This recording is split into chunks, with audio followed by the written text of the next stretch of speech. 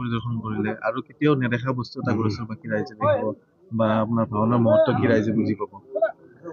নাই, ইয়াত আমি বেঙেনাহাটী সত্ৰত এতিয়া অহাৰ মূল কাৰণটো আমাৰ মাজুলীৰ কমলাবাৰী সত্ৰৰ মানে সত্ৰাধিকাৰ জনাৰ্দন দেৱ গোস্বামী ডাঙৰীয়া আমাৰ প্ৰভু আজি ইয়াত আহিছে।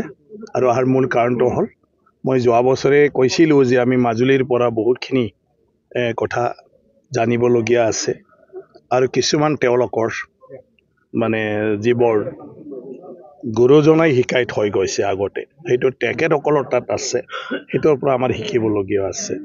এতিয়া মই ৰাজ পূজা ৰাজমেলাত আহিছিলোঁ, কিন্তু মাজুলীতো গৈ পেলাই তেনেকুৱা দেখিছোঁ আমাৰ ইয়াত আমি নিজৰ ফালৰ পৰা একো নকৰোঁ, মানে মূৰ্তি কেইটামান কৰি থৈ পেলাই আমি মাত্ৰ মেলা গান বাজনা তাতে ব্যস্ত থাকোঁ। কিন্তু মাজুলীত সেইটো নহয়, মাজুলীয়ে অন্তৰৰে এই ৰাজ মহোৎসৱৰ সময়ত পুৰা নিজকে ঈশ্বৰৰ লগত মানে কি কয় সংলগ্ন কৰি ৰাখে। তাত ভাওনা হয়, ভাওনা চবে যাই ফালে চাই, গোটেই পৰিয়ালৰ মানুহবিলাকে ঘৰত মানুহেই নাথাকে আৰু সেই ভাওনাটো ইমান গুৰুত্ব সহকাৰে মানে লয় আৰু সেইটোৰ পৰা আধ্যাত্মিকভাৱে চবে মানে জড়িত হৈ যায়। গতিকে তাৰ ভাওনাটো আমি চবটো যাই চাব নোৱাৰে আমাৰ অঞ্চলৰ মানুহে, তো মই সেইকাৰণে মোৰ ইচ্ছা জাগিলে কি আমি কিয় ইয়াতে ভাওনাটো আনি পেলাই চাব নোৱাৰোঁ। গতিকে যোৱাবাৰ আমি ৰাসতে কথা পাতিছিলোঁ আৰু সেইদিনা আমি ৰাসত পুনৰ কথা পাতিলোঁ। ৰাসৰ সময়ত আমাৰ মাজুলীৰ সকলোৱে নিজৰ জাগাত ব্যস্ত, তেওঁলোকে ৰাজ মহোৎসৱত, গতিকে তেওঁলোকৰ ভাওনাটো আমি আমাৰ ৰাজ পূজাৰ সময়ত নাপাওঁ, মানে তেখেতসকলৰ সময় নাই। সেইটোৰ কাৰণে আমি ৰাজ পূজা শেষ হোৱাৰ লগে লগে অকল ভাওনা প্ৰগ্ৰাম ৰাখিম। এতিয়া আমি 4 ডিচেম্বৰৰ দিনা বেঙেনাহাটী সেই সত্ৰখনৰ আমি মানে কি কয় নাংলাতে ইয়াতে আমি এতিয়া মাজুলী আমাৰ কমলাবাৰী সত্ৰৰ পৰা আমি ভাওনা অনুৰোধ কৰি আনিছোঁ আৰু সেইটো ইয়াত প্ৰদৰ্শন হ'ব। চবে মুকলিভাৱে সেইদিনা মানে ভাওনা মাজুলীত নাযায়, ইয়াতে 4 ডিচেম্বৰৰ দিনা হ'ব। এদিনীয়া মাত্ৰ, গতিকে এদিনীয়াতে চবে আহি ফালে চাব পাৰিব। সেইদিনা ফ্ৰী, একো নাই। মাজুলীতো বহুততে টিকেট চিষ্টেম হয়, বহুতে কমলাবাৰীত নহয়।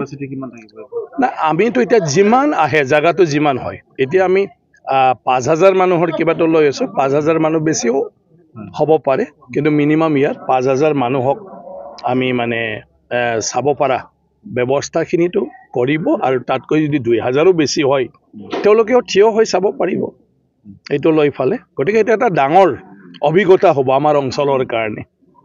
আৰু মই ভাবোঁ নিশ্চয় মানে সকলোৱে মানে জীৱন্তত এবাৰ ভাওনানো মানে কি, মাজুলীত সত্ৰবিলাকৰ কথা যিটো আমি শুনি থাকোঁ, যাক সংস্কৃতি নগৰী বুলি আমি কওঁ, অসমীয়াৰ আমাৰ গোটেই ইতিহাস জীৱিতভাৱে শ বছৰৰ পৰা তাতে আছে আৰু তাত আমি চবেই গৈ পোৱা নাই, কিন্তু তাৰ সংস্কৃতি আমি গড়েশ্বৰতে এতিয়া চবে মিলি ফালে দেখা পাম।